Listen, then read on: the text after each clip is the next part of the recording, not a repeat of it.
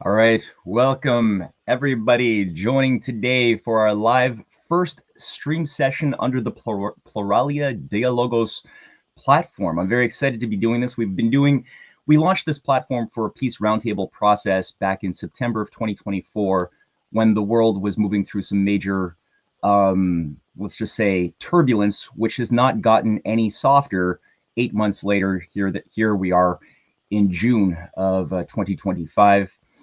Dr. Edward Lazansky was the initiator of this project, and I was grateful to be brought into it. And over the course of several months, Edward had been negotiating with his friends at Pluralia to merge our work together, which is finally happening as of today. So it's the first time that we're going to be doing this streaming live on YouTube. We have a special guest, Colonel Karen Kwiatkowski, who is going to be a Lieutenant Colonel retired, who will be joining us to deliver her considerations of some of the strategic hotspots around the world. Hopefully, Alex Krainer will be popping in soon. There was a bit of a scheduling issue, which was my fault. I miscalculated the time difference between Monaco, Europe, and New York. So hopefully that'll resolve itself. And we have a special word from Professor Sedoti, who's been a collaborator with Pluralia for a number of years and has recorded a brief message which will kick off today's show. But first, I'm going to bring on Karen and just say hello. Karen, how are you? I'm fine. Thanks for having me. It's a great honor. Thank you for coming on and being the first guest that we have for this this new live show. And we're going to be doing this once every 2 weeks for starters to see how it goes. And I'm encouraging people in the live stream, in the audience, to type in your thoughts, your questions. And we have a moderator who will be assisting to find the questions to send to me and throw to you. And hopefully, Alex, as we proceed forward. As I mentioned, we're going to have Professor Sedoti, Francesco Sedoti, who recorded a brief message, and I'm going to play that first. It's only 5 minutes, but I think that'll set the tempo nicely for what we'll be doing for this show and the weeks beyond. I have had the privilege of collaborating with Pluralia for the past 2 years.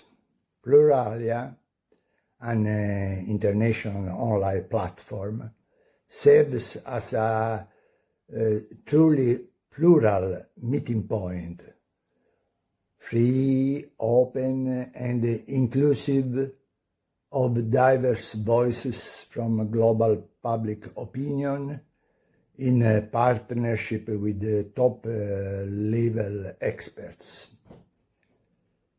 Pluralia offers a window into a multipolar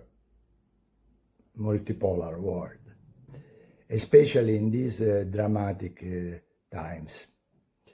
It challenges us to move behind outdated and biased perspectives. We are pleased that collaboration with the American University in Moscow is being launched. Through discussions surrounding the sincere commitment to global partnership, I have come to know Professor Edward Lazansky more deeply. He has embodied the continuity of a dialogue that began in the late 80s. In 1980, he founded the American University in Moscow with the support of then US President George H. Bush and Soviet President Michael Gorbachev. President Bush's vision, as echoed by his Vice President Dan Quayle in a friendly letter to Edward Lazansky, was that this university will lead not only to an increase of understanding among our people, but to the acceleration of economic and political progress.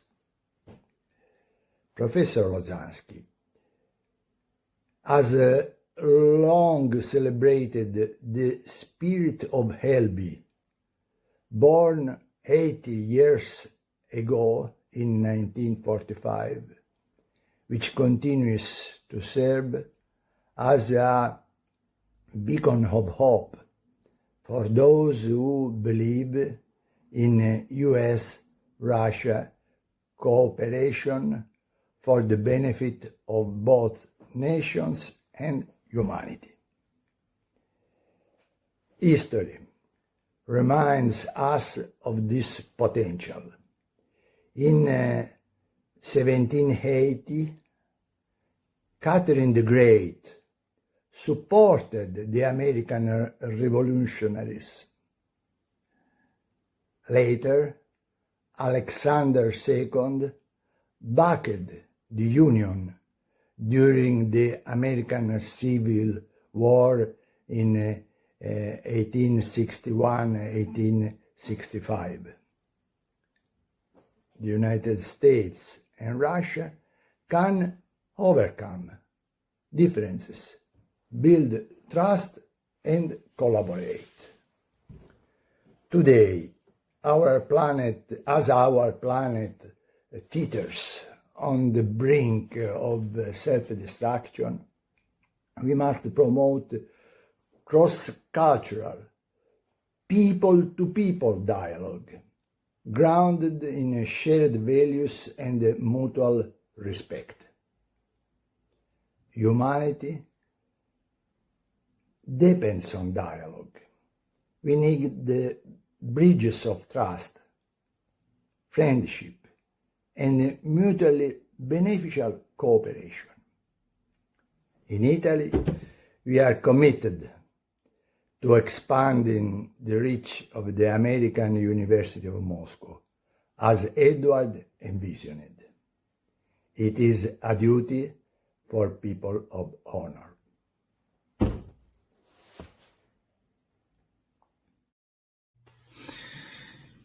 All right. And I think that did set the tone pretty nicely as far as the spirit, the manifesto of why we do this, why we have been doing this, and why we'll continue. Dr. Edward Lazansky did pass away some weeks back, and I think you would be happy to know that his mission that he gave himself back in the 1980s as a young Soviet dissident who ended up as an idealist with a certain sense of the nature of evil, I think you'd be very happy to know that his vision for creating bridges between, especially the US and Russia, but between all nations, faced as we are with the potential self-extermination of our species, if bad ideas are tolerated for a little bit too much longer than they should be, I think you'd be happy to know that we're keeping this alive. And Karen, I know that you have been a voice of reason. You've been a founder of the Veterans Intelligence Professionals for Sanity. You've had an impressive career working in the Air Force, and you've been a truth seeker and truth teller for quite a long time, publishing books, as well as a critic of a lot of the lies that have gotten us into big trouble and have resulted in millions of dead people, especially since 9/11. So I really appreciate your analysis. Your Substack is very good. And I'm curious to know, where do you see right now the world faced as we are with a potential conflict that could blow up both within the Gaza area, within the Pacific area, between the US and China, and especially what's on everyone's mind between the NATO countries and Russia? Yeah, any of those situations can be tender points, I guess, for bad war, but nuclear war. And I think that's what a lot of people who, where we look at the nuclear clock, it's been, a few minutes to midnight for years and years, for decades. And every once in a while we get a treaty and it backs up a little bit, but we are the potential for major destruction of the world as we know it. We talk about the end of the world as we know it, and we make jokes about the people who build bunkers and all this, but that is possible. That is something that we have as humans, states, I should say, not really as humans, but as powerful states, we have developed weapons that will destroy the planet. And mostly innocent planet, we can all suffer. So yeah, this is something we have to be concerned about. And I don't think it's in any way a panic to be legitimately concerned about the use of nuclear weapons, because just before I go into some of the problems or maybe the solutions that I'm thinking of, you can look at the nuclear strategy of the United States, and Rand Corporation some years ago, almost a decade ago, was writing papers for the military and for politicians talking about surviving a nuclear war, conducting a nuclear war. So it's definitely on the minds of the various states that are involved in promulgating these conflicts. And so that kind of goes into the three things that I think are important to think about before we get into specifics. But, one of them is we have this, our construct of global relations is through states. And rarely do we see it through individuals or people. We throughout history, we have these great leaders that we think about. Some of that is fantasy, some of that is not actually what really happened, what we're taught, that these great leaders did great things. And then we see things like what we're seeing right now on the little flotilla, the little boat. It's not even a flotilla. It's a tiny little boat with 12 or 15 people on it trying to break the state blockade of Gaza that the Israeli state has conducted.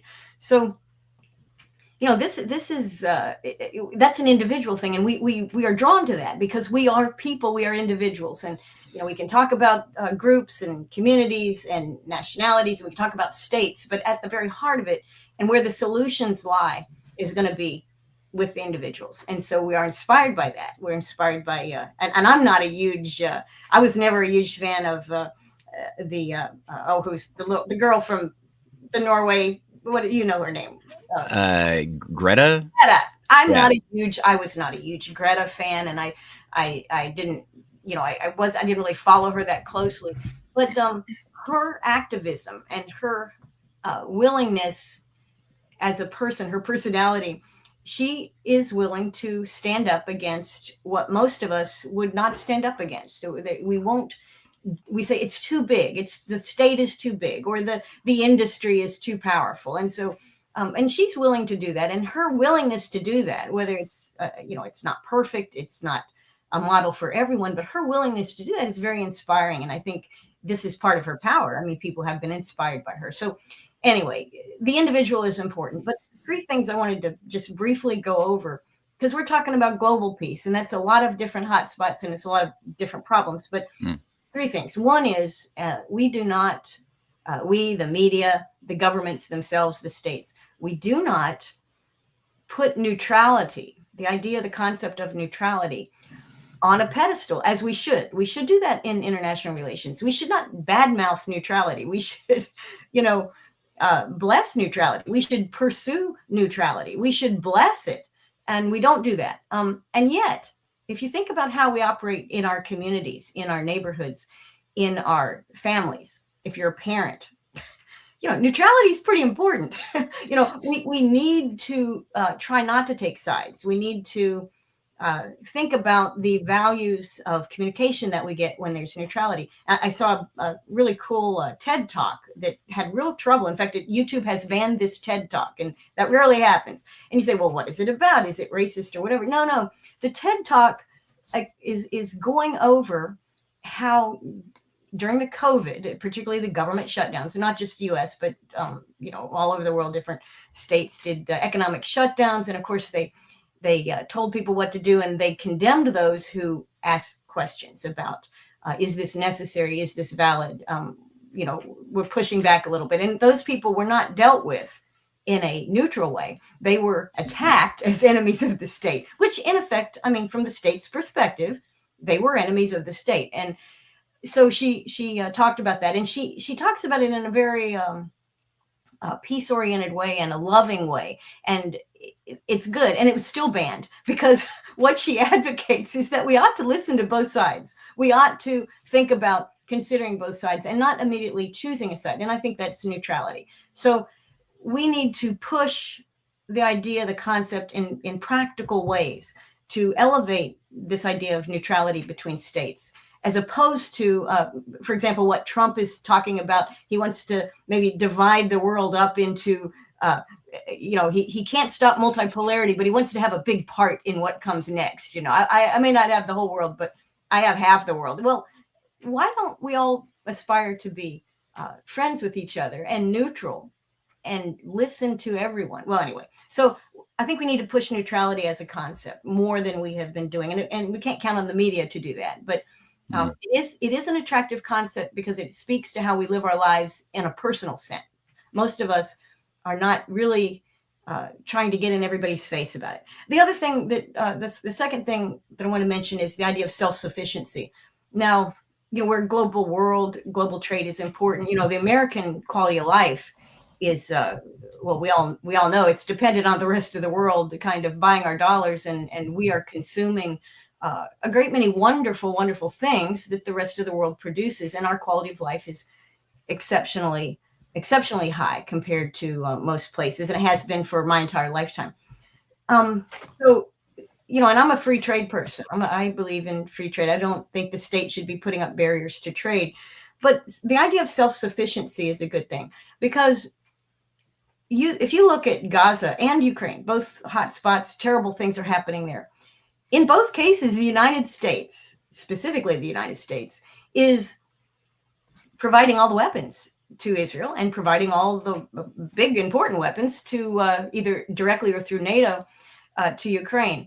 And so we are promulgating those wars. And Trump said, oh, I can end Ukraine in one day. I am going to deal with Gaza. Well, you could do those things. Simply stop arming the party that we are arming in this war. We can stop that. And that's what I mean by self-sufficiency. These countries engaging in war need resources to fight wars. Wars are such a terrible, not just destructive of the environment and human life, but they are terribly expensive, and they suck the health and wealth out of any economy that is participating in them. And that includes our economy. We say the U.S. exports, I think we control 43 or 44% of the global arms trade. And we go, oh, well, that's part of our economy. But that's that's an illusion. You can't measure government spending on weapons and say, oh, that's why our economy is strong. No, that's not why. Our economy is strong despite the fact that we export 43% of the world's weapons. And of course, are responsible for arms races. It drives other countries to do similar things with their own economies. It's a warping impact. So yeah, self-sufficiency could be we can defend ourselves, and that's enough. Is that enough? I mean, could we think in those terms? And I think that's important. And then the last thing that comes to mind is there is a mental illness across the planet, but I see it here in the United States, certainly, and in NATO and much of Europe, but everywhere else too, in other countries. It's a mental illness of statism. That's what I consider it to be, a mental illness of statism. And we want to be a part of a state, and then we want to listen to the state, and then we humanize the state. We say, well, the state has been insulted. The state has become threatened. The state needs to defend itself. And then that becomes us. And we definitely, it is a false belief that we are the state. The state is the state. It uses us. It depends upon us. But when push comes to shove, the state never takes care of the people. They never do. They basically are really parasitical, and they will suck the very life out of their population until there's nothing left. And then, then we rebuild. So I think trusting the state to do the right thing. I really like the term kakistocracy. Kakistocracy.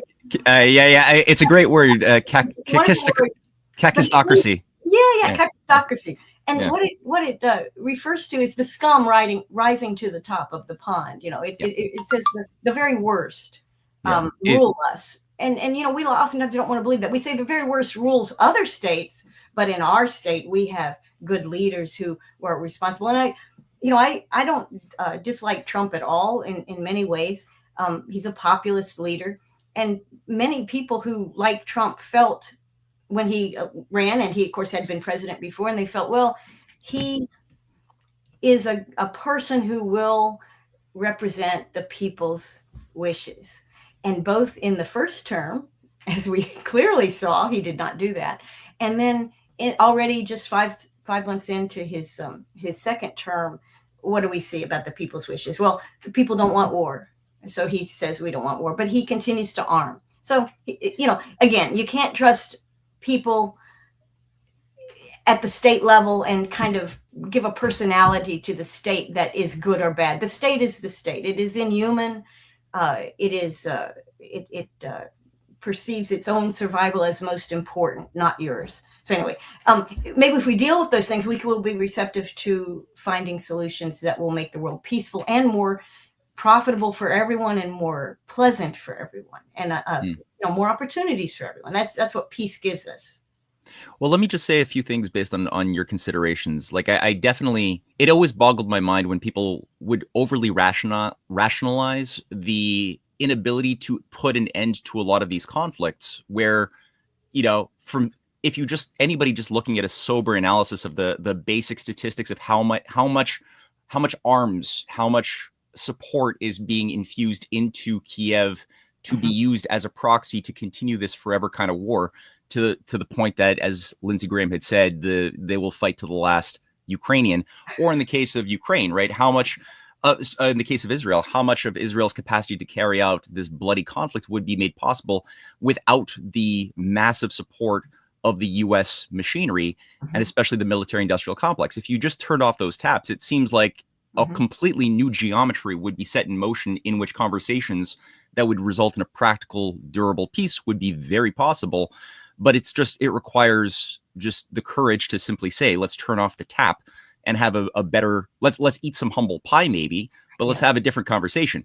The other thing about the state question for me is always, like, I think when it becomes a religion, like stateism as an ideology, then you got problems. If the nation state is used as a nation state, simply as a tool or an instrument to provide for the general defense, the well-being of the people, and is not something to be worshipped or to rely upon as a substitute for our own sovereign, choices and life, then it becomes a dangerous thing. Well, we have our Constitution, or it's the idea of the consent of the people to the state. We wanted that. The state was useful and has many uses, but that consent is missing. And it's not just missing in the United States. We say, oh, well, totalitarian states, communist states, pick your state, the people don't have consent. But we in America, we have consent. And Europeans have it, like anyone with elections, there's consent. Well, there's no consent.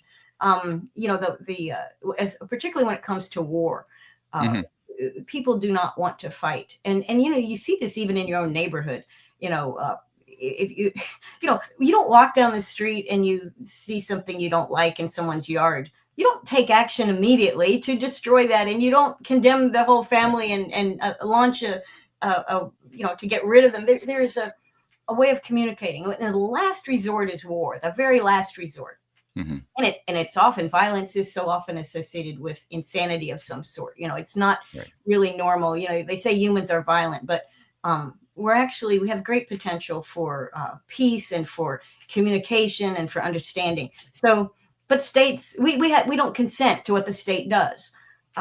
We have no way of consenting. Our system is so large and it's so manipulated, partly by, in the United States and elsewhere, I'm sure, by money, and also by blackmail. You can't get away from the fact that, and this speaks to, you said, humility or humbleness, humble pie, very important, because imagine the two, Ukraine, Israel.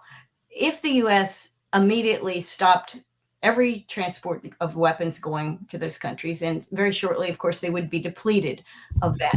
Their fear, because they're engaged in war, that the Israelis are, I think, 90% positive that they wish to exterminate the entire population of Gaza so that they can turn it into something that they want. So they are supportive of the violence and the immorality and the theft and the murder. They're supportive of that. But if they didn't have the capability to make that happen with no consequences, then you would be scared, and you would have to rethink your objective. Can we do this? And I think that's one of the really bad things about militarism, which states seem to like, many of them, and certainly the United States does. We like militarism. It makes us feel strong. Like, I think Trump's having a big parade this week or something, like a military parade. Why? Why do you have that? Because it makes you feel strong. It makes you feel powerful. But that's really kind of an illusion. And when you don't feel strong and powerful, you do think differently. Yeah. I think I don't know. I don't want to make this about feminism or anything like that. But, you know, there's a way that weaker parties negotiate. You know, if you're negotiating from a weak position, you are going to be more creative. And I think that's just a fact. Okay. Even children, you know, children who want something from their parents often become very creative in how they can convince the parents to do whatever it is that they want to do, whether it's a place they want to go or something they want to eat or have. So if we're a little bit weaker, which makes us feel we have to, you know, especially if we felt strong. And Israel's a prime example of this because, you know, Israel has the country of Israel, Zionists in particular, it's a very powerful mentality. We are the best. There's a kind of racism there that says we're better and we're the best. And that's not uncommon. Many groups feel that they're better than other groups, but they have been massively armed and armed themselves massively. And they've been, in many ways, explosively successful, at least to their own people, and how they conduct wars. Now, we can talk about how they are actually losing the war that they have currently conducted on 5 fronts. They've actually lost that war already, and they don't realize it. But for a popular interpretation domestically, we're powerful because we have airplanes that can go bomb any place. We're powerful because we can assassinate leaders in every capital city that we choose. We're powerful because of that. And if that's taken away, then you have a sense of weakness, but it opens up. So, we have to eat that humble pie. And I think Americans the same way. This idea, and again, this is very much a Trump thing, right? I mean, it's not just America first for Americans. It's also America is top dog and we're tough. And, you know, I say something, the rest of the world trembles. That is not healthy. And it's actually not very humane. So we have to be more humane. In fact, if we could only be humane as a species, you know, we wouldn't have this. We would be talking about something else. Well, you know, it gets at me a little bit because there's these different mythologies. Actually, before I say what I'm going to say, I do want to introduce. I just noticed somebody walked into the back door here. Alex Krainer. How you doing, Alex? Hi, I'm doing great, and my apologies for being this late. For some reason, I put this on my calendar as 7 p.m. and not 5 p.m. So had you not emailed me, I'd be off doing my jogging and running somewhere. I'm glad I got you before you put on your jogging shoes. That's okay, good. Well, Karen Kwiatkowski, pleasure to meet you. Thank you. This is the first time I'm with you on anything, but it's a great honor. Oh, to meet. That's what I was going to say to you. I was so excited to hear that you were going to be on. I wanted to hear your thoughts because I've admired you for both of you guys for such a long time. It's a great honor to be here. I'm super stoked that I'm the one who gets to broker this friendship in live time. This is fantastic. Well, based on some of what Karen had just said, I just want to share some thoughts that emerged, which frustrate me because there's this idea that, well, there's 2 ideas that are really promulgated in our school system, in our culture, which is number one, that economies improve because of war. That the Great Depression ended because of World War II, that the Vietnam War was something which got us out of the recessions of the late 50s. And at the end of the day, it's like there is a certain degree of increased productivity that goes with the idea of a mission of getting something done that often is part of war. But at the same time, you're killing your customers. You're building products that are designed to blow up. You're just demoralizing whole generations who are seeing people, their friends and loved ones coming back. It's destroying the culture. So you're actually undoing the foundation upon which an economy can even exist, let alone a nation can live with neighbors that don't feel resentment that they've been bombed to the Stone Age. So that's a big mythology that we have to overcome. Your idea of, as well,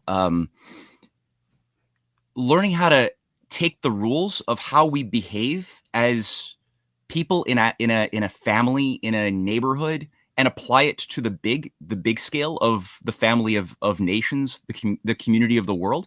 That's something that for some reason we've been intellectually blocked doing. And instead we have this neurotic, sick Freudian projection, which posits this completely unproven assumption that if we don't stay on top and keep the other people down, keep our rivals down, they will get big, get powerful, and do it to us. So you've got this weird Hobbesian doctrine, which has just kind of latched on like a parasite for centuries in human thought, which always gets us into trouble.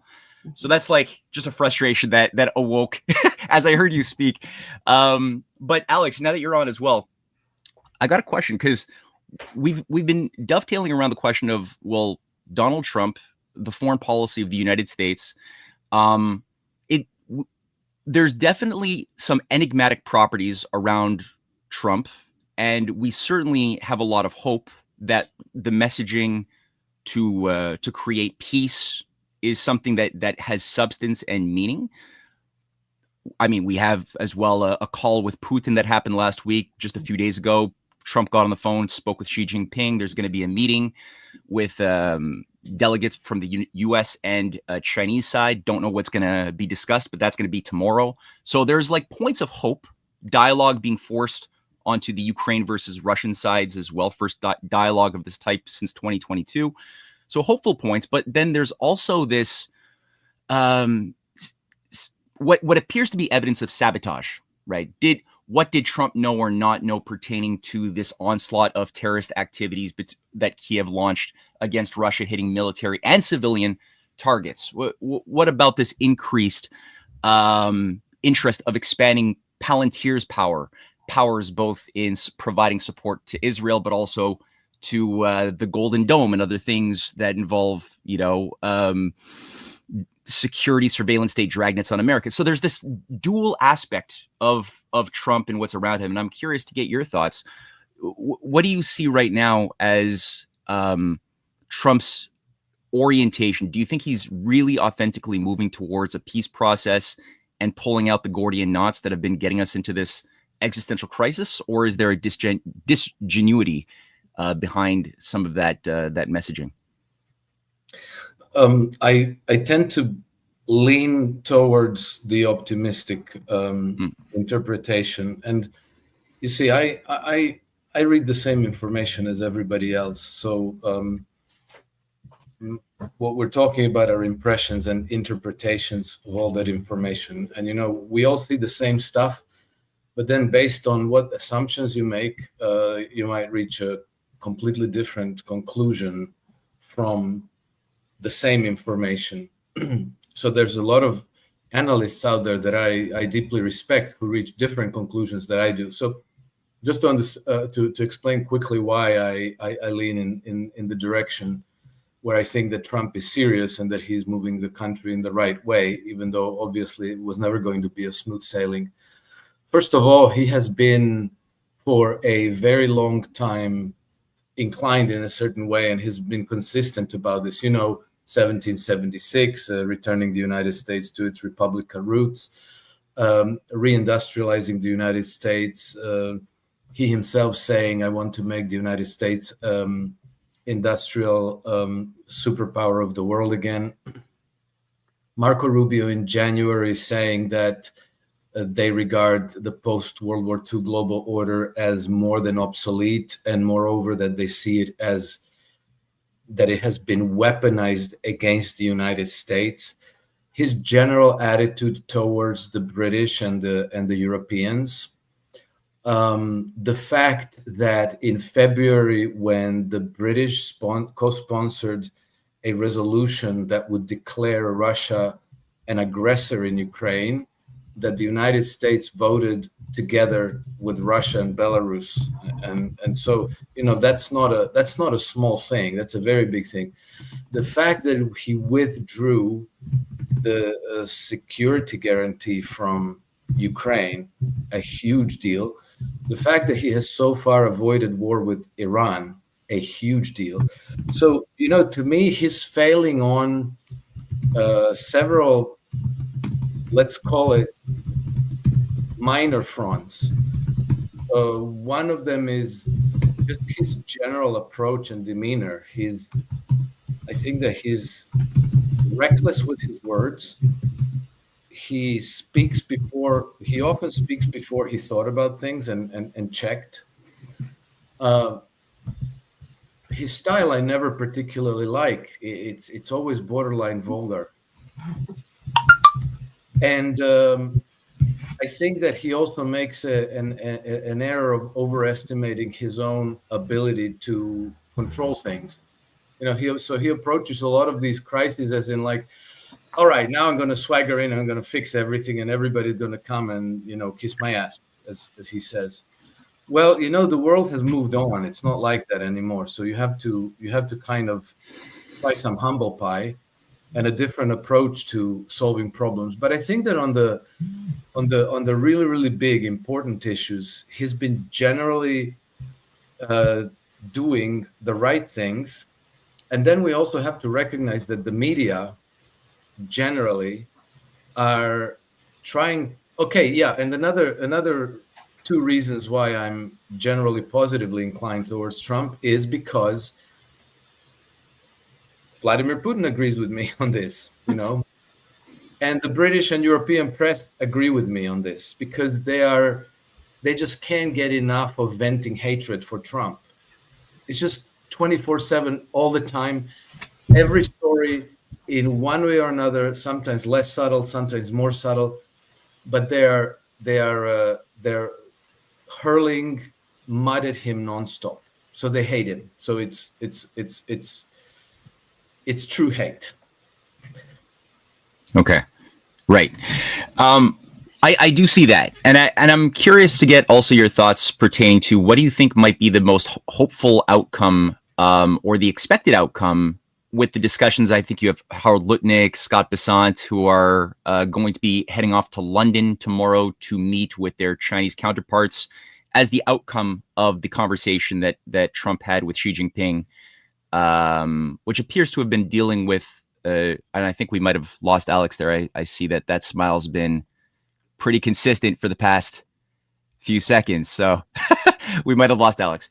That's okay. Can you hear me, Karen? Yes, I can. Okay. Okay.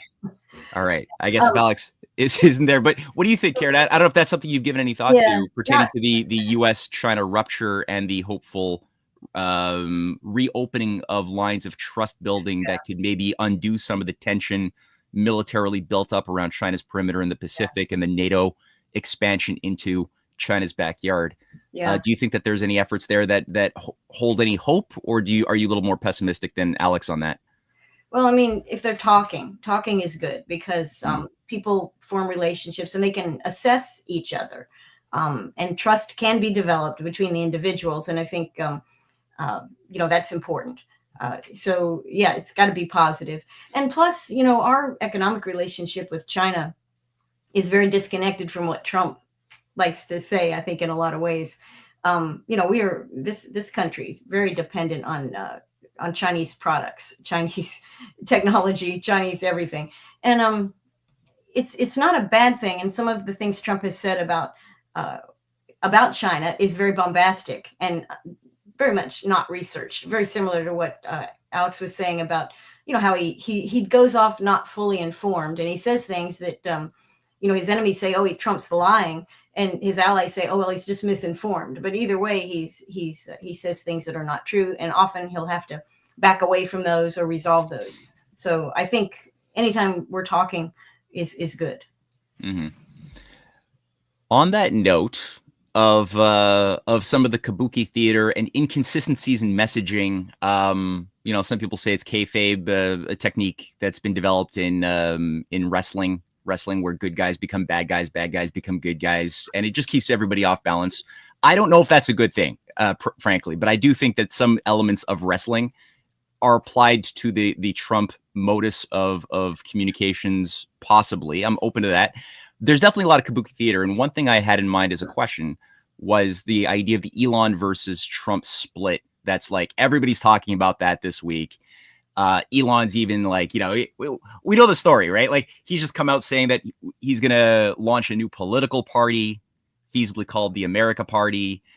Trump has said he's going to cancel Elon's government contracts. Elon's put out stuff saying that Trump is on the Epstein files.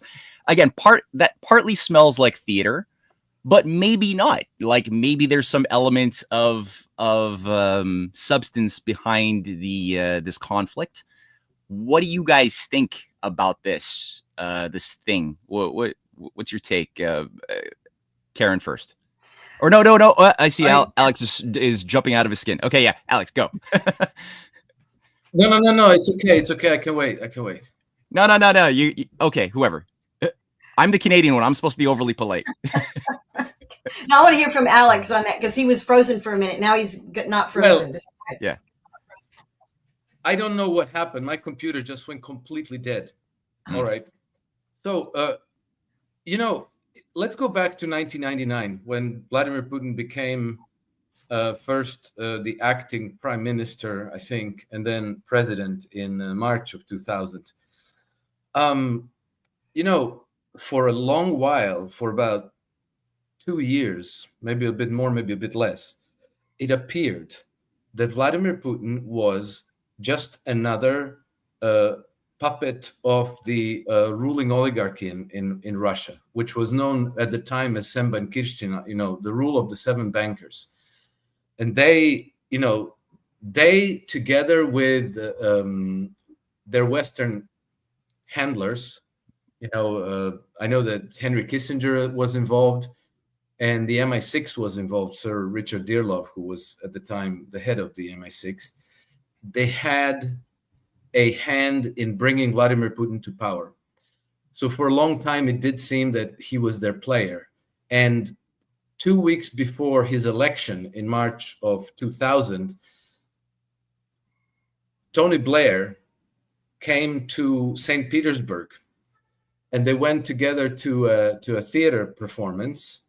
And this was publicized very, very widely, and it was perceived as Britain helping out Vladimir Putin win the elections in Russia.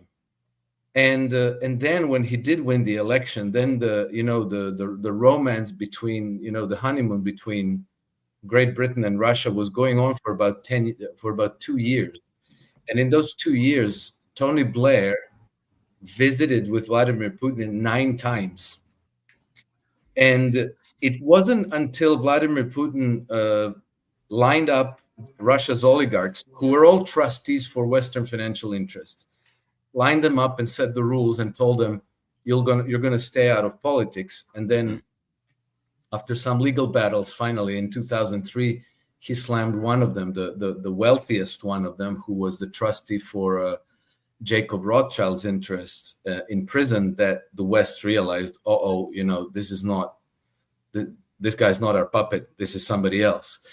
And then, Sir Richard Dearlove eventually expressed regret for helping Vladimir Putin to power. Now, why did it take 2 years? Why did it seem for 2 years that Vladimir Putin was their puppet?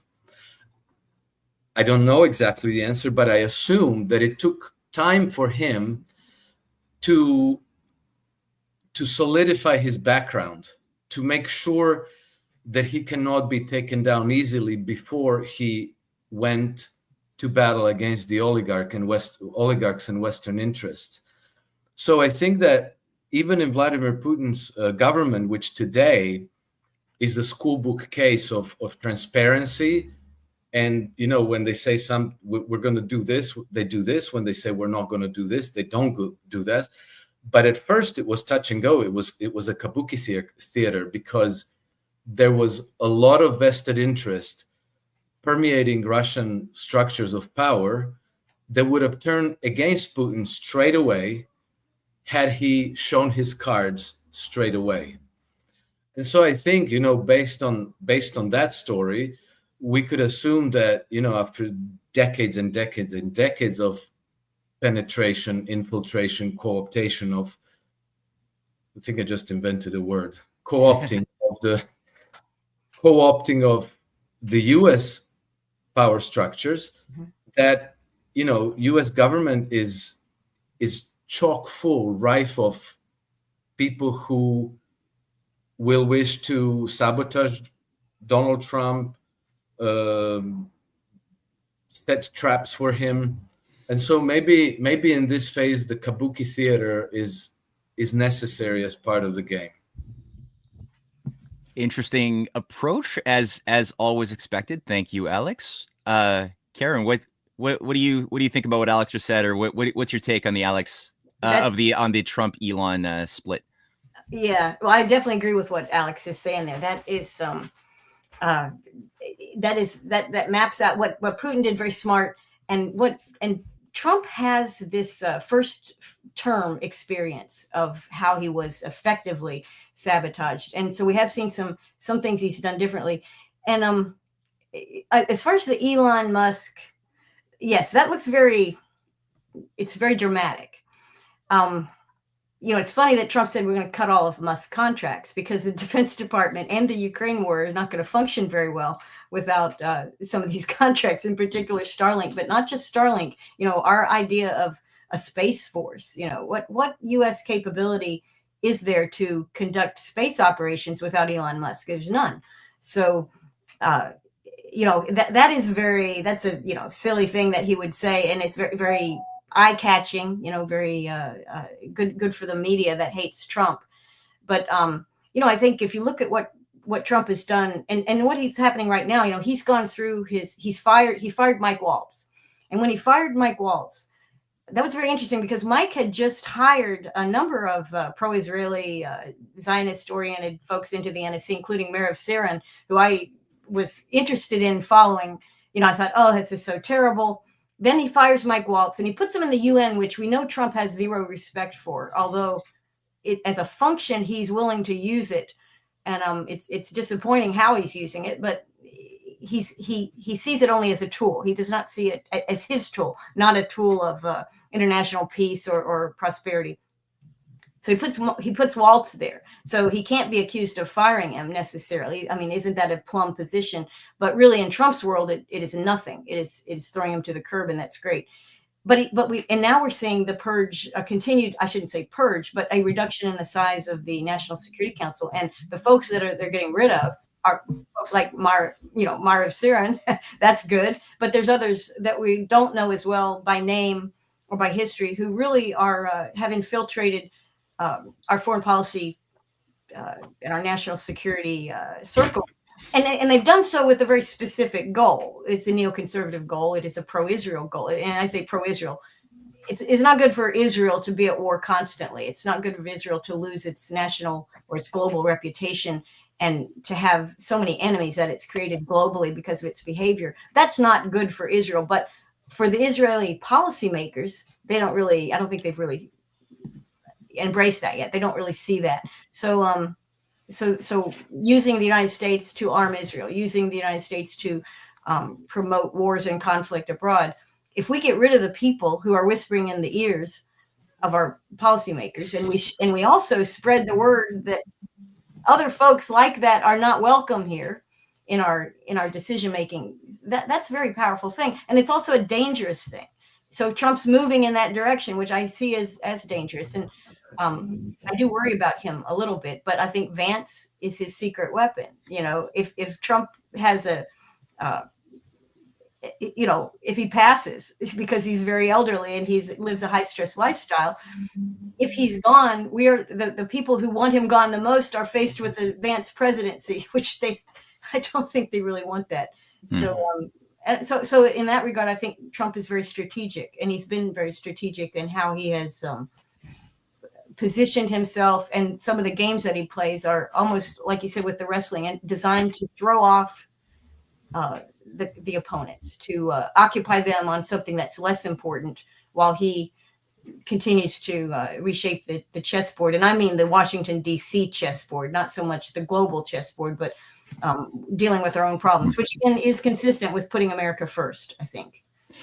Well, on that note, let me ask you guys this, because it's been on my mind heavily. The fact that Vance appears to have been brought in through the Peter Thiel outfits, from his days in Yale to getting his money running for the Senate that broke all records. I think $15 million from Thiel's operations. Then I look at Palantir and Uril and the broader operations that Palantir has as part of carrying out the wars in Gaza. Alex Karp definitely has said some very immoral things pertaining to his view of what should be done to continue the extermination process of the Gazans. And then you got things like the Big Beautiful Bill, which has certain very uncomfortable elements within it, like the calling out for a Palantir-managed CIA sort of backed surveillance apparatus to provide for profiling of every citizen in the United States. Do you guys think that this thing is tied to something patriotic at all, or do you think that this is something problematic that Trump has to deal with? Because that's looking at the JD Vance connection to this apparatus. And just seeing it grow out of the In-Q-Tel operations that the CIA ran in the 90s that seem to have set up Palantir to replace the Total Information Awareness operation of Poindexter back in 2003 that got rejected by the people.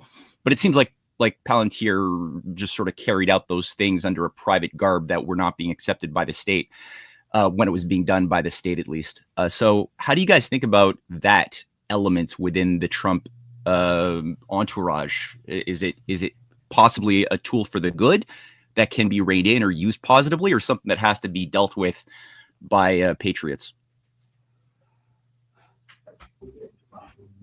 Well, I'm very concerned about it. Very concerned about that. That is that Peter Thiel connection and Palantir and that with JD Vance is very, very concerning to me. So I don't see I don't see a positive for that, unless Trump is in a fantasy that he can put some of these powers in a company box of some sort, like a little lock box, you know, much like, they don't exist, but let's say he has an idea that if he puts it in a lockbox, he can then control that. Either way, I don't know. That I'm very concerned about that. Cool. Yeah, me too. Alex, what are your thoughts? Well, I'm a bit agnostic because I'm just simply not sure what it all means, and both Elon Musk and Peter Thiel are mysterious to me. I can't make up my mind whether I think they're bad guys or are they potentially good guys. Peter Thiel in particular strikes me as I try to find some information about him, and again, I see what everybody else sees, but I listened also to some of his interviews, and I find it very strange that he's a very studious reader of scriptures, and I wonder why that is. And then the way he speaks about it, it doesn't make it obvious that he's on the satanic side, that he's reading them because he has very dark motivations. It strikes me as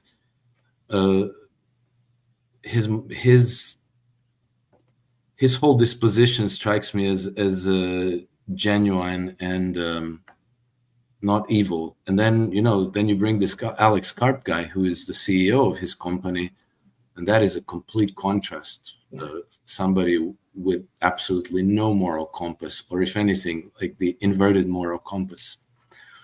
And so I don't know how to read into that. I just, sometimes these things surprise us because, had you met Edward Snowden before 2013, he would have come across as a typical contractor from the military industrial complex working on very nefarious things. But then they also put him in a position to actually render a very important service to humanity, which he wouldn't have been able to render otherwise. And then you could say the same about Bill Binney and John Kiriakou and a number of these people. So, sometimes salvation comes from from the dark side. And I'd hate to prejudice them unless they've proven themselves as bad players. Now, everything that's being said about Palantir sounds horribly concerning.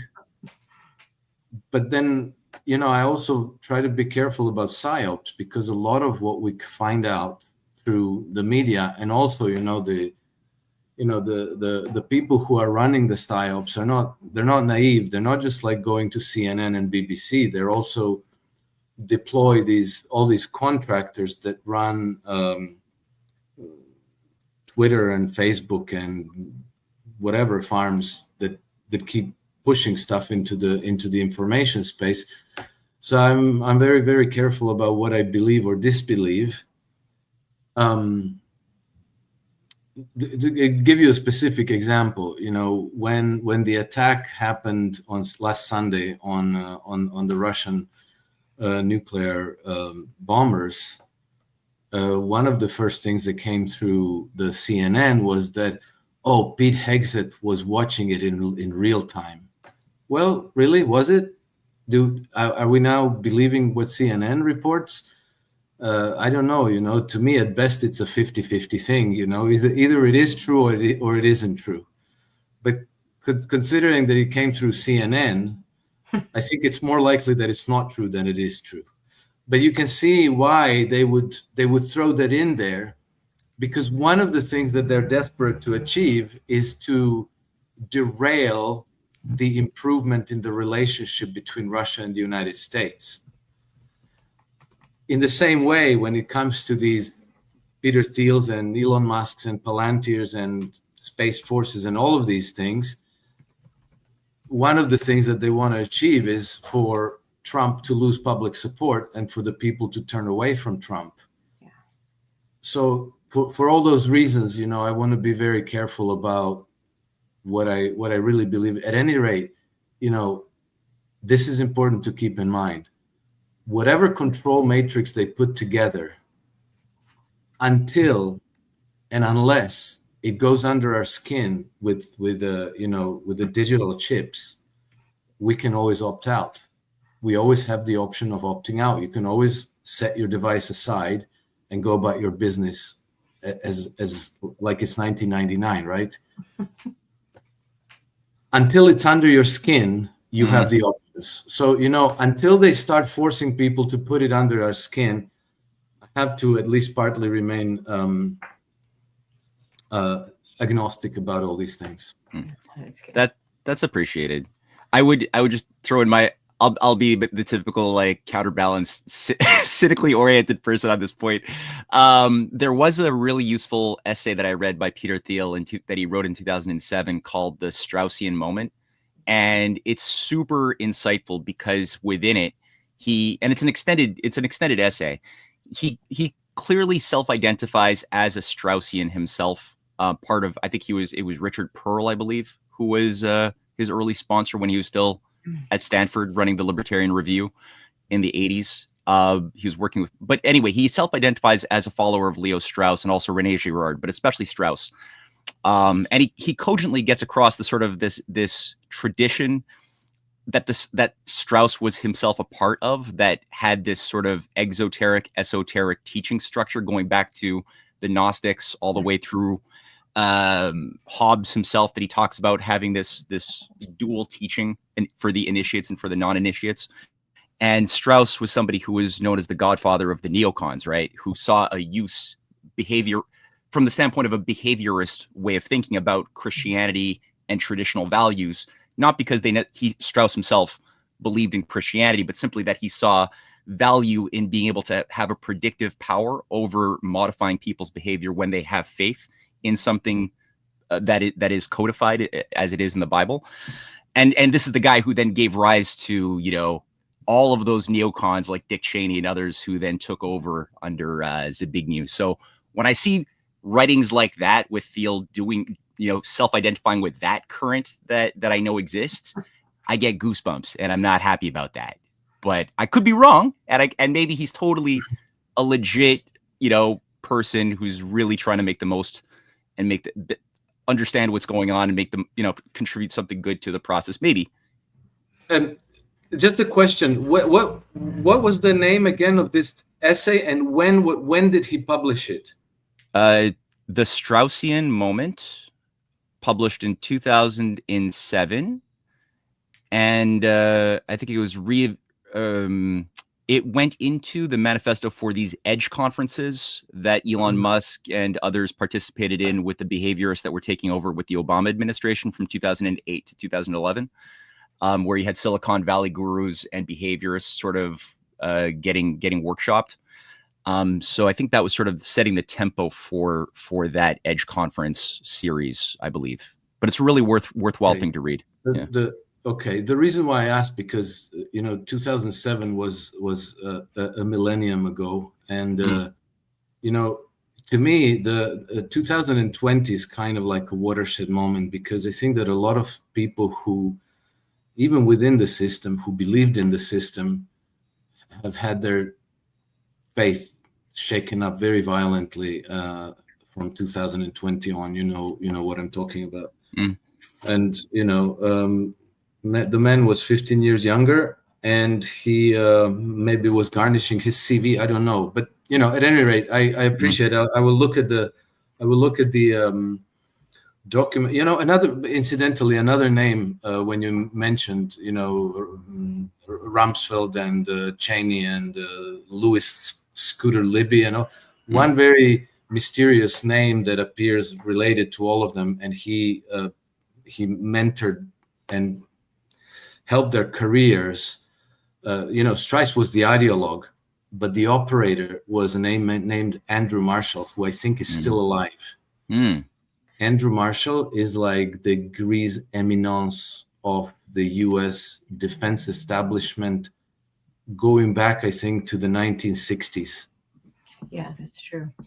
I did not know about him. That's I didn't either until just a few days ago.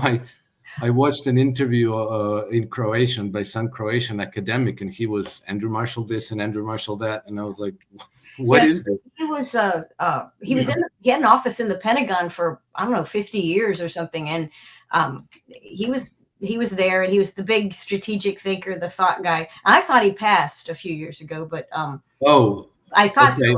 I can't guarantee it. I don't know, but he was very elderly, and he was still working long past a normal, what you would consider a normal working life. He was still in the Pentagon and doing his, putting things together. I mean, a strategist, and greatly respected, and in that, well, by the state certainly.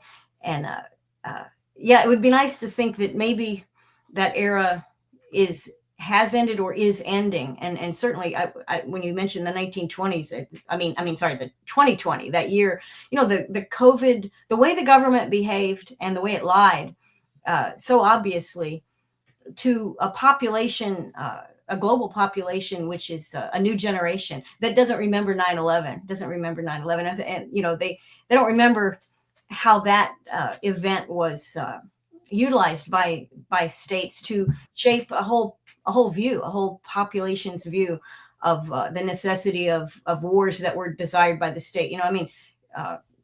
It's a different people now. And so, but the older ones who remember 9/11 and maybe remember a number of other operations of propaganda, not to say that 9/11 didn't happen, but how it was utilized, and many of us have seen that.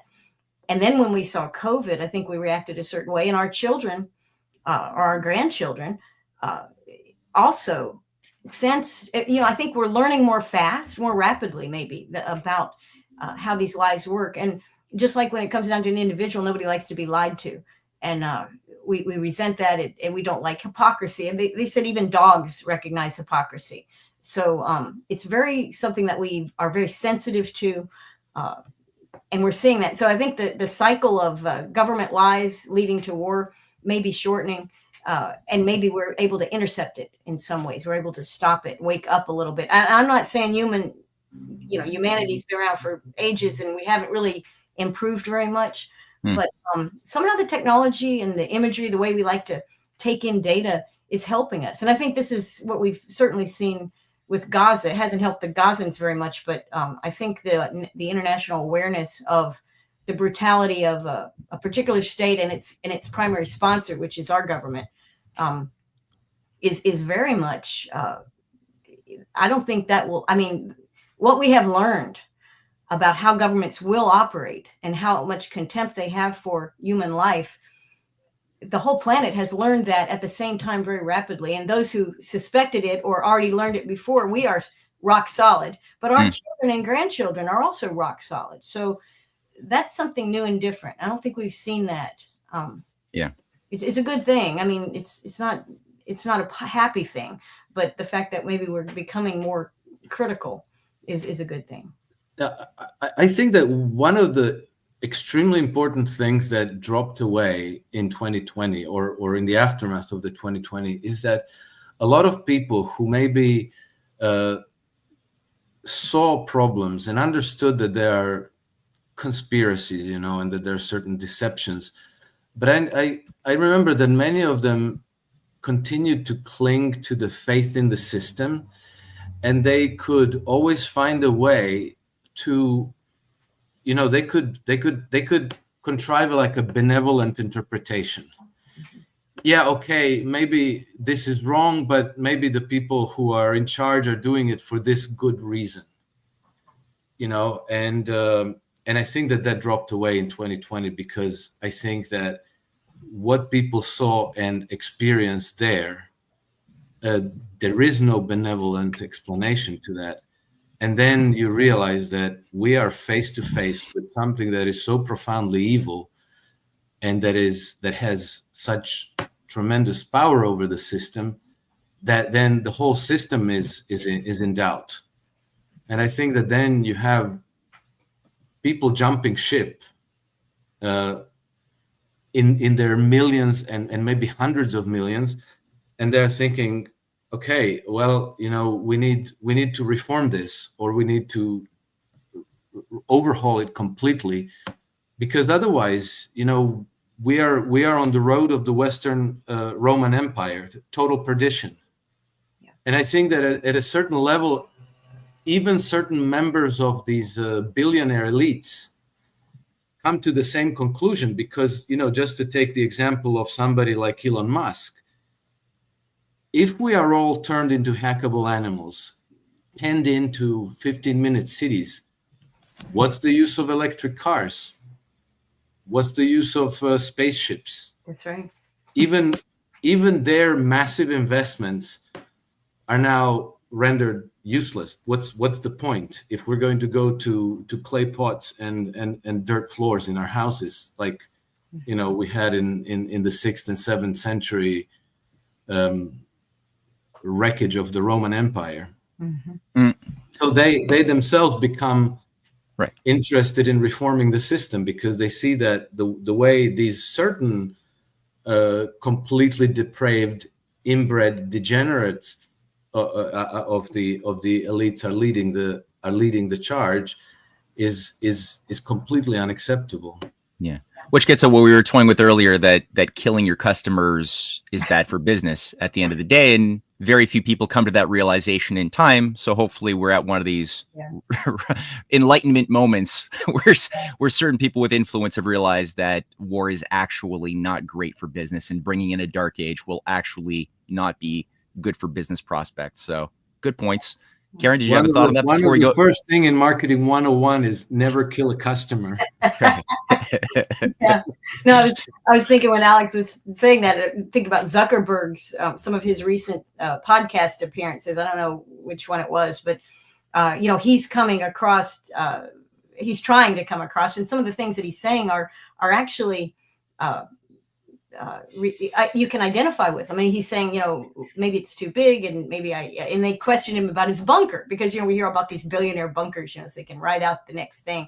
But, and he kind of denied that, but he came across as a very human person who was a little mystified himself, even at where things were going. And so I think that even the elites, maybe to some extent, are questioning.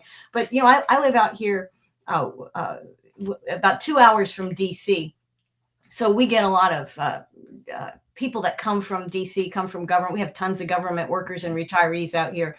And many of them are very much pro the state, and very much, we're a Trump county, but there are a lot of those who don't like Trump, seriously don't like Trump. I mean, they are afflicted with the complete TDS, and it's very obvious.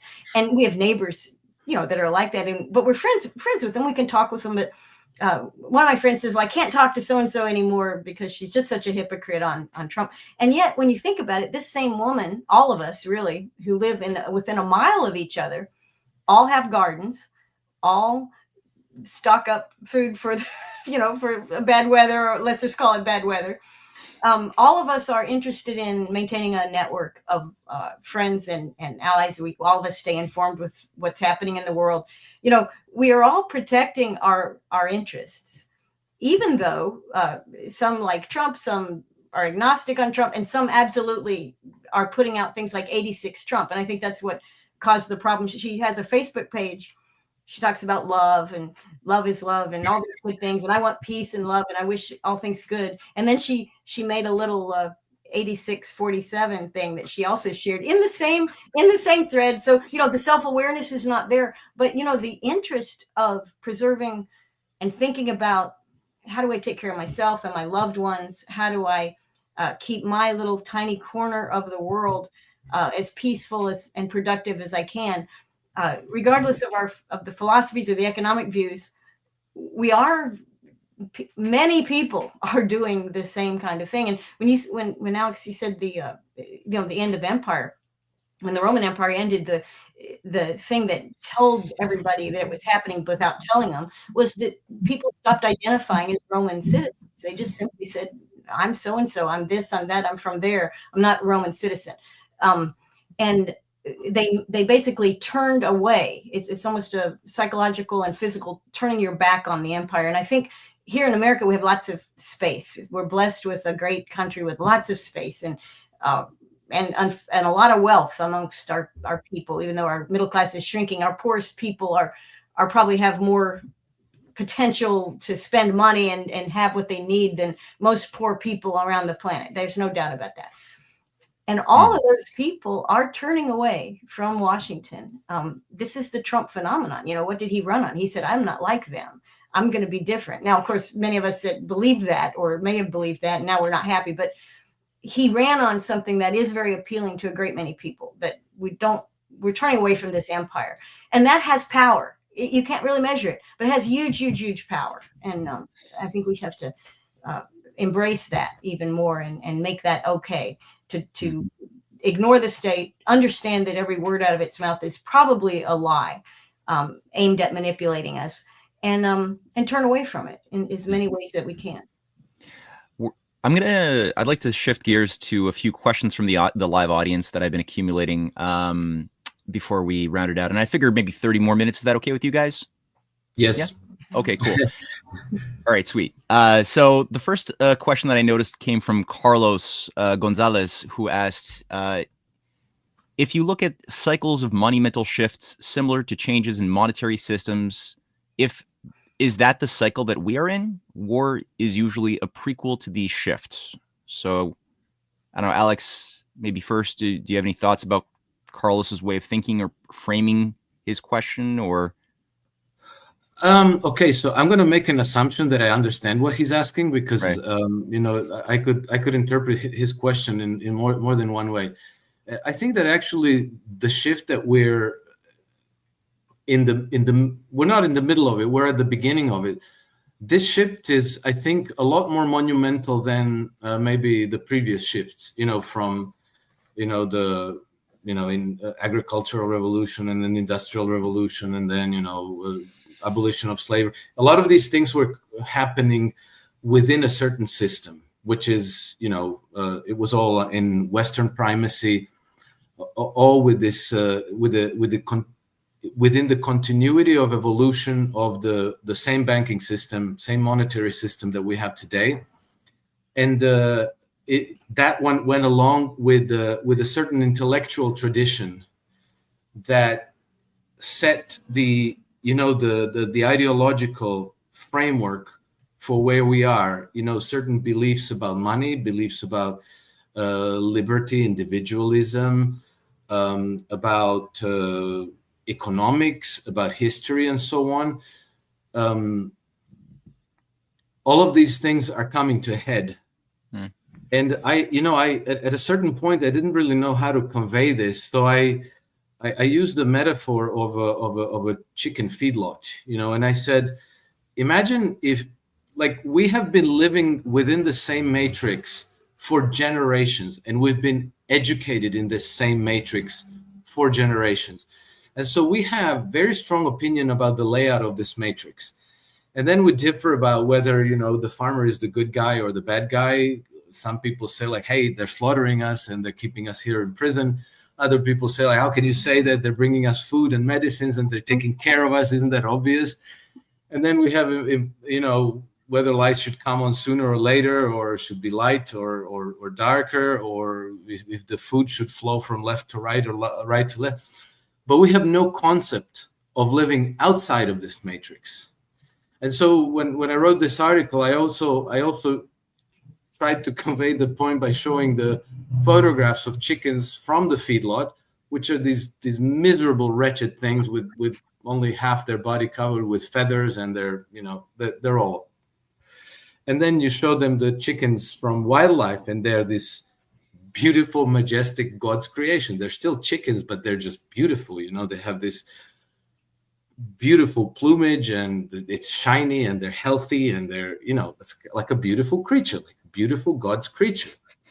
And so I think that, once we break out of this matrix, we can't really tell what the changes are going to be. But I kind of intuitively expect that we're going to be moving from these wretched creatures to something quite majestic, like God creation in its full majesty.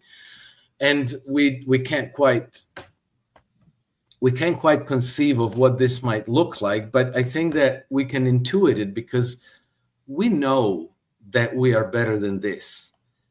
Like when you put a strawberry in your mouth, you know what a strawberry should taste like, or a tomato. You know that you're capable of joy of living, because when you look at your children, you see that they're full of it. Somehow it dies away. Somehow it's beat out of us. And I think that, maybe this is a change that had to come. Maybe this is some kind of a chrysalis moment for humanity. We've spent 5 or 6 centuries inside of the cocoon, and now we have to get out.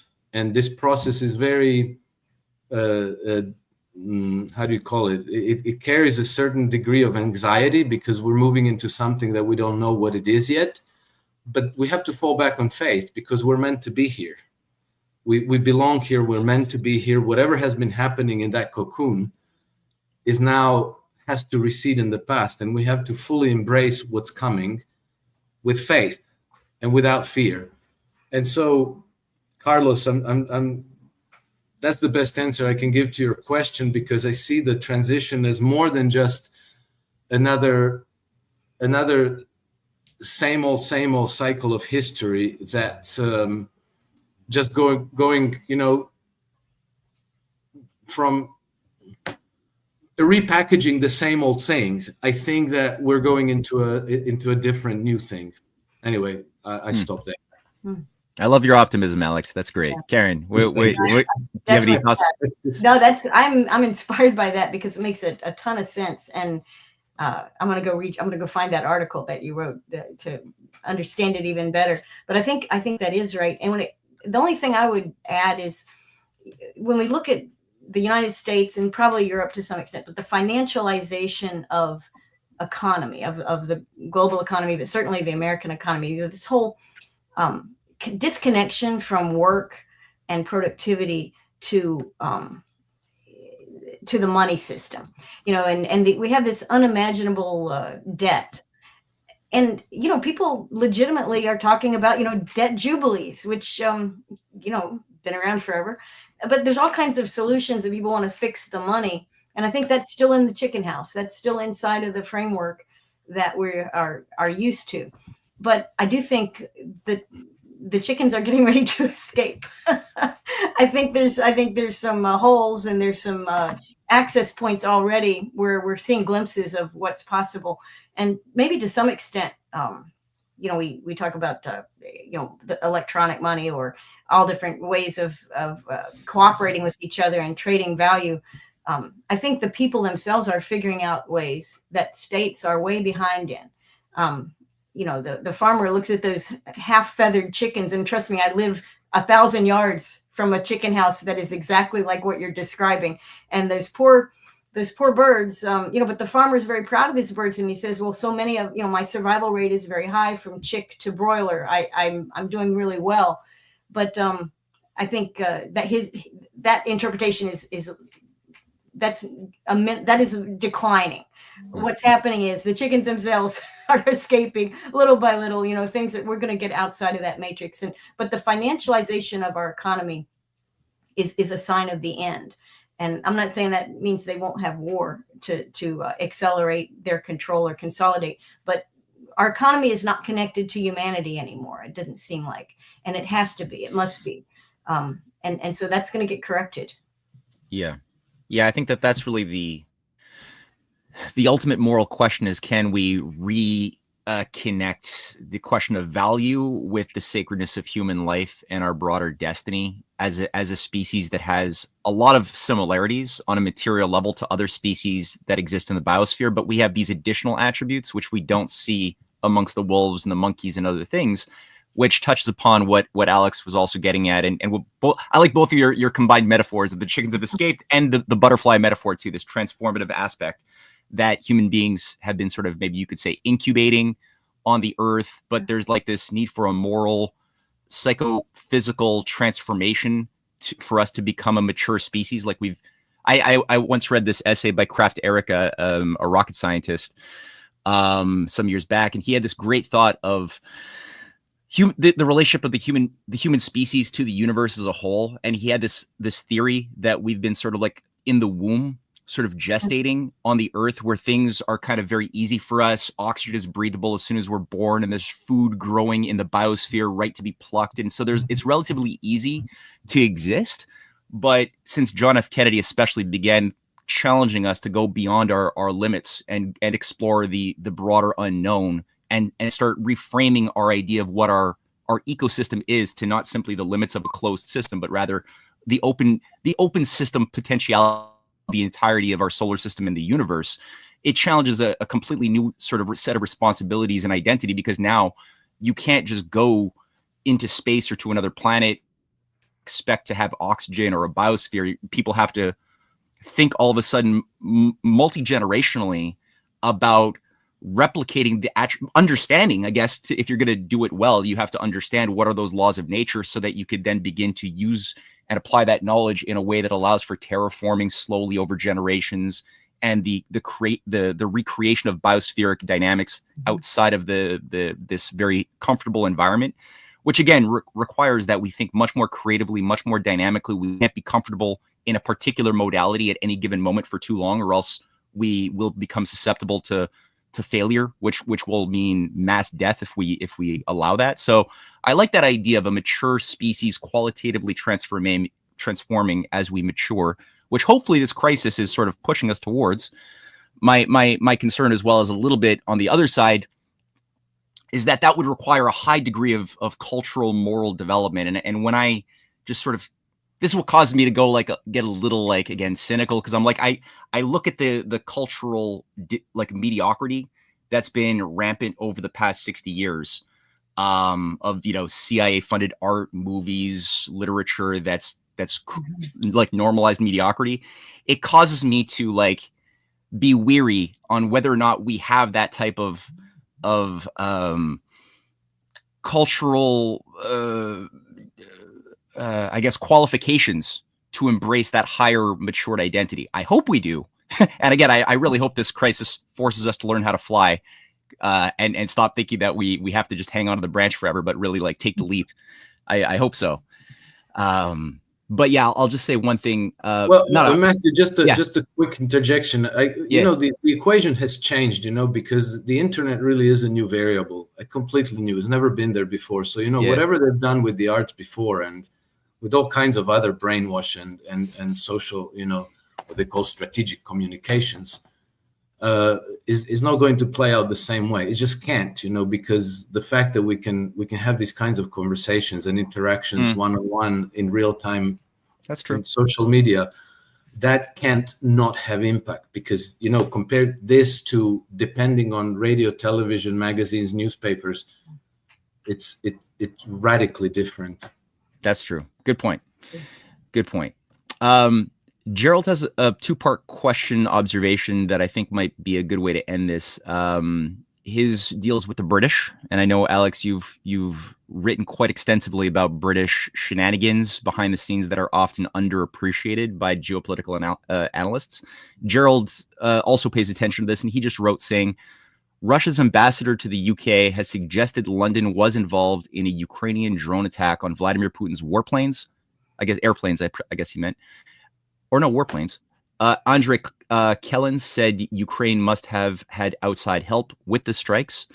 He also wrote that emails and internal documents reviewed by the Gray Zone reveal detail of a cabal of British military and intelligence veterans plotting to escalate and prolong the Ukraine proxy war at all costs. I read that Gray Zone article. I think that also refers to Project Alchemy. That is Project Alchemy, yes. Yeah. That is Project Alchemy. Right. So again, what would you say to the question of like the exposure of the British hand behind a lot of these arsonists, like these arson operations that are potentially pushing us towards full war?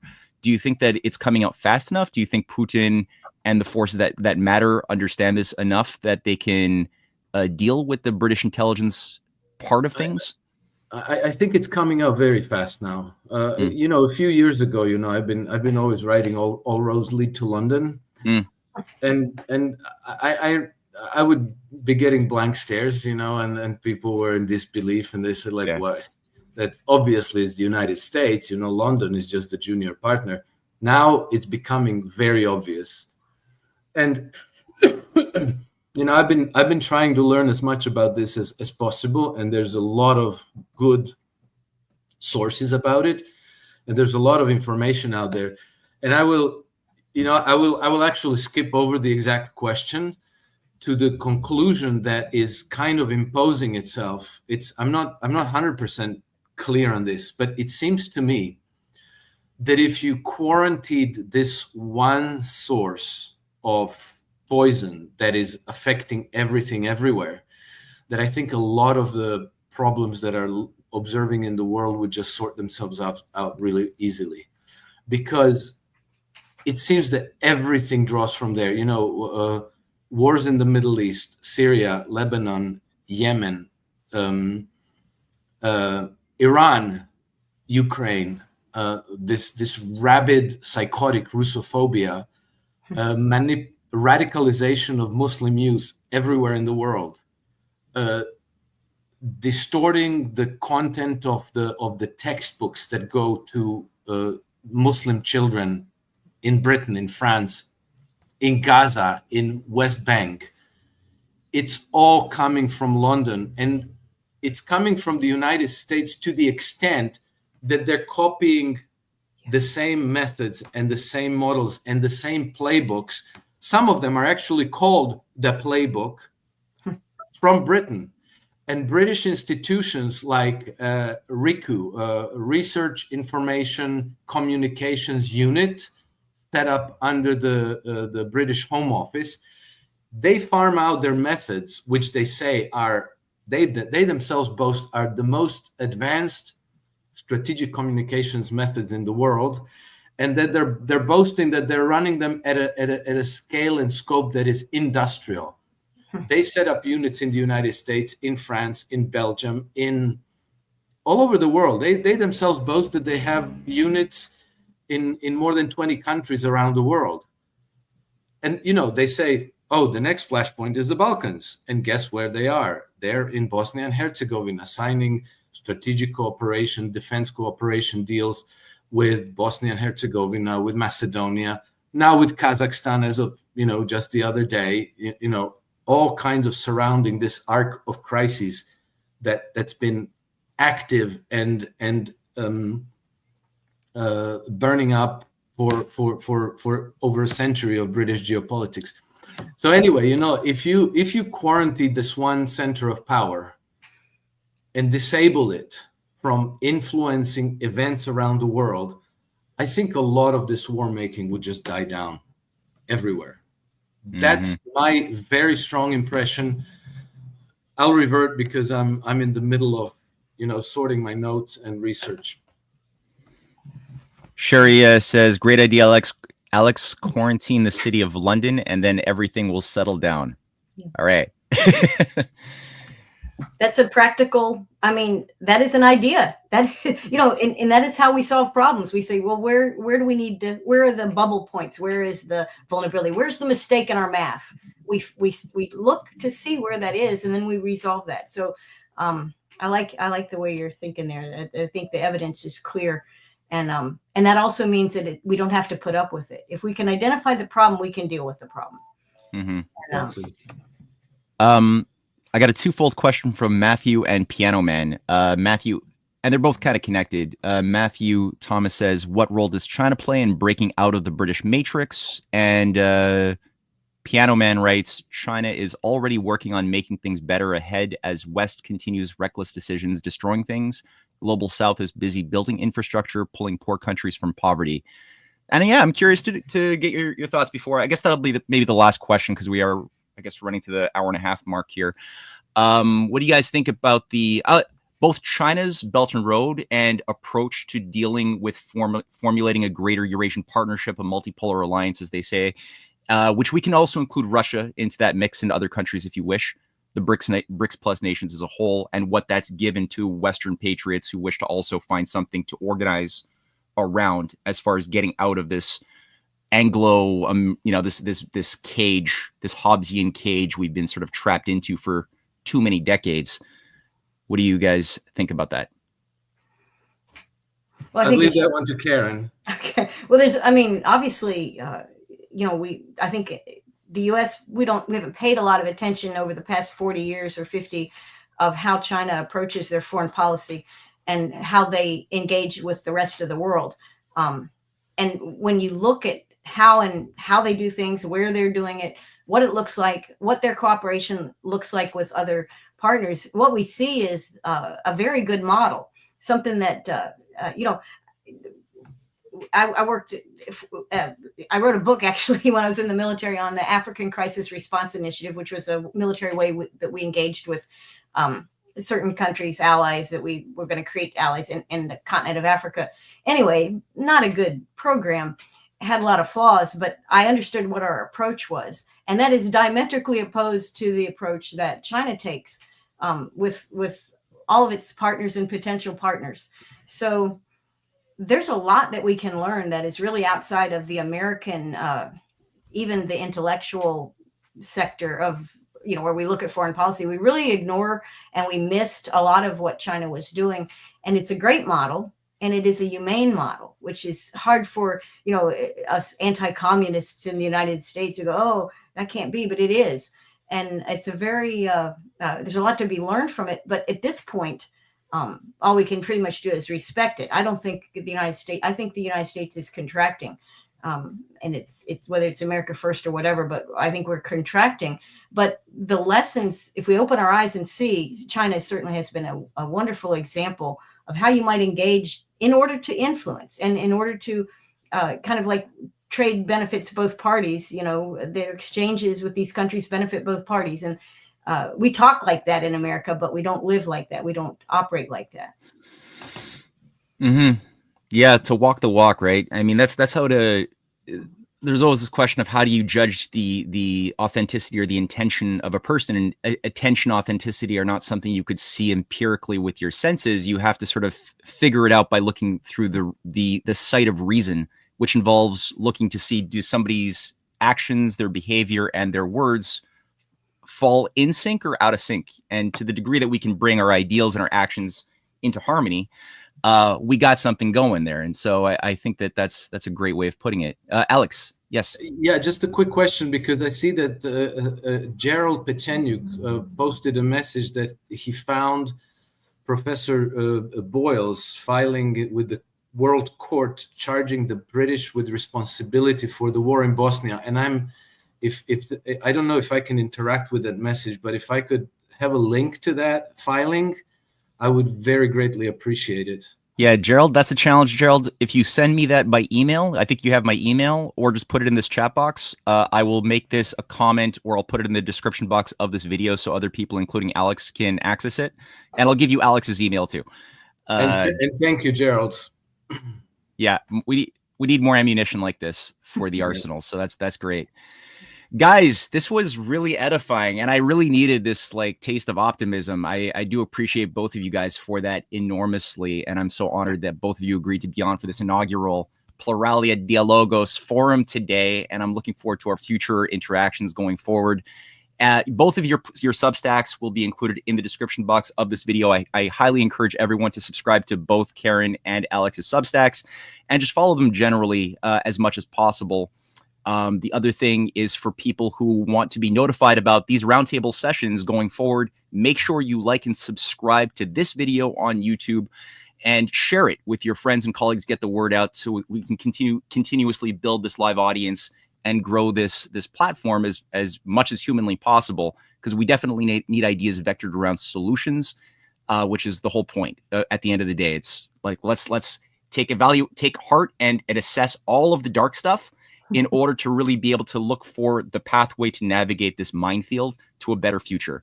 So again, thank you guys for this, and thank you everyone for joining us today, and looking forward to speaking to everybody in 2 weeks, same channel, same time. Bye-bye. Thank you. Thank you. Bye-bye. Bye-bye.